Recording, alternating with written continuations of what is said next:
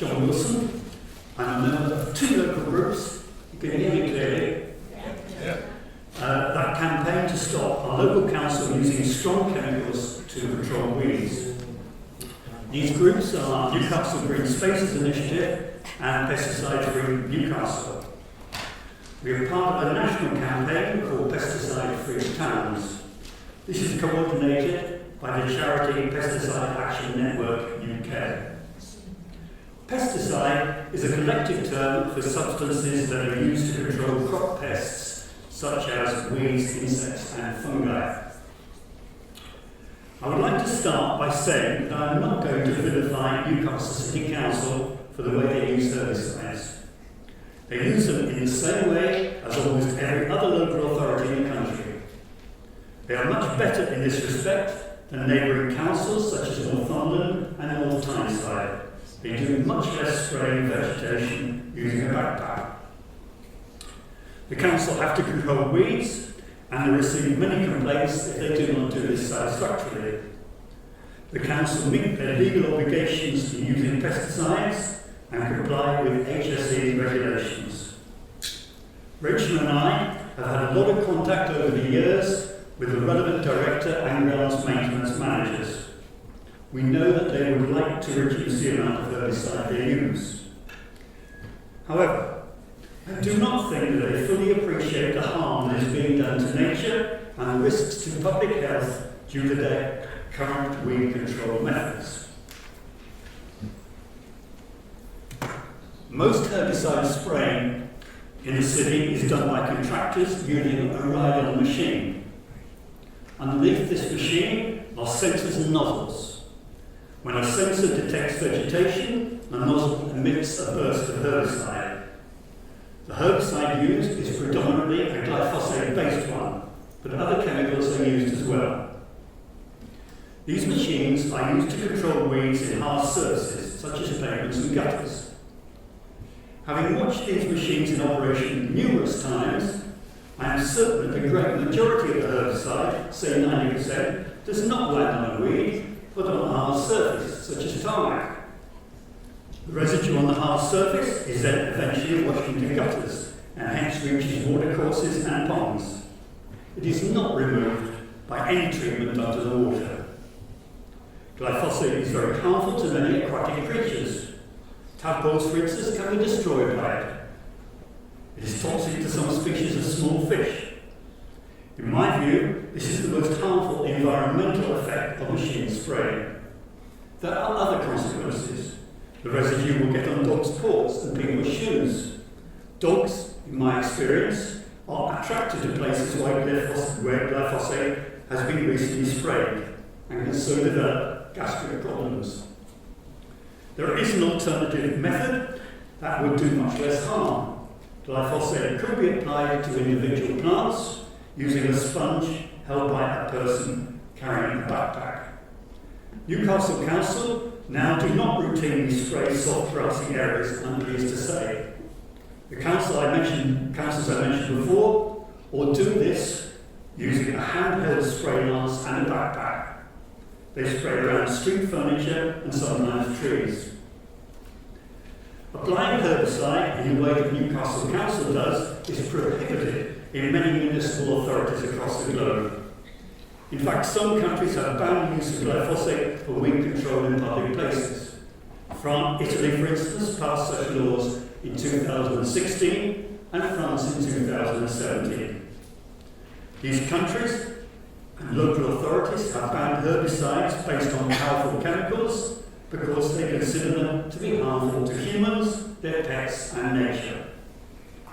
Wildlife harmed by glyphosate includes butterflies, bees and spiders, also the creatures that prey on these insects. In 2023, the European Commission extended the licence for glyphosate for another 10 years. Individual countries do not have to comply with this directive. There are no randomised controlled trials on humans to show that exposure to glyphosate is safe. Pesticides are never tested directly on humans. Safety assessments are based on animal and petri dish experiments. In addition, epidemiological investigations are carried out on groups of people who are most exposed to pesticides, such as ground maintenance workers and farmers. The International Agency for Research on Cancer, part of the WHO, has concluded that glyphosate herbicides are a group 2A carcinogen. This means that they probably cause cancer.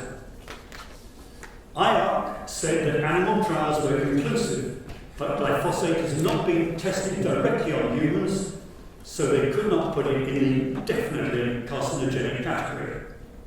It seems very unlikely that the effects of glyphosate on animals are not replicated in humans.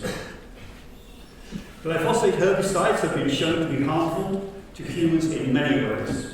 For instance, they are hormone disruptors. They can cause mutations in our DNA and can cause kidney damage.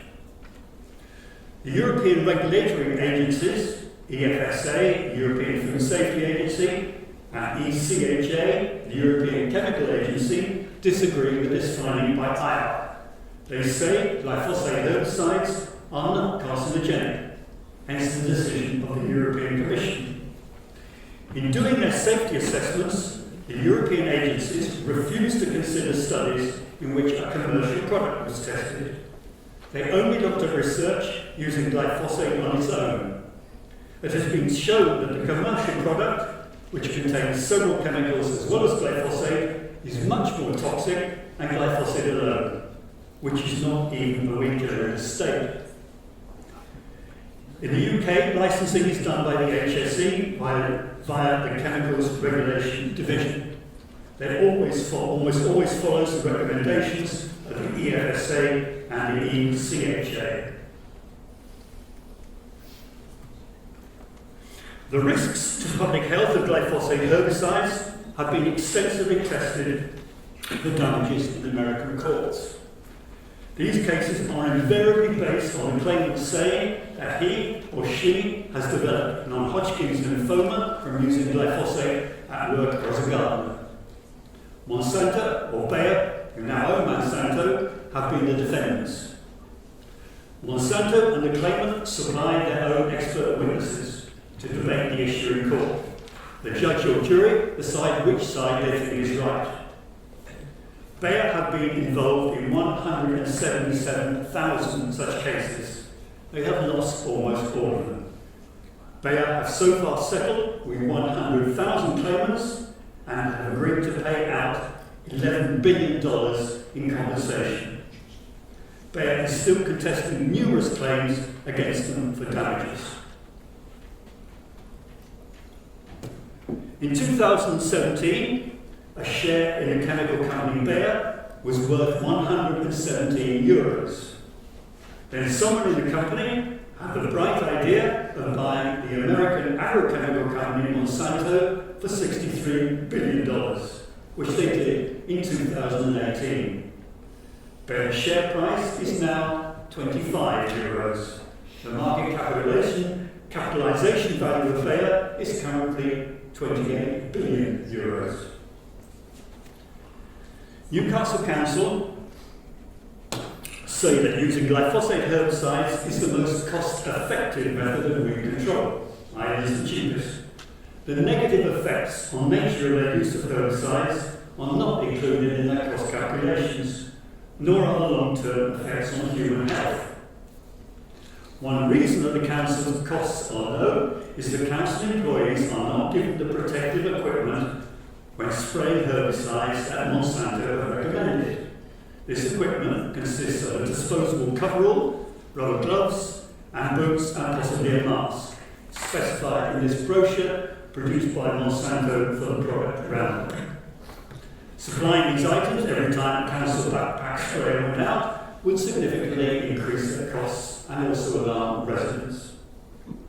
Newcastle could and should change to methods of weed control that do not depend on powerful chemicals.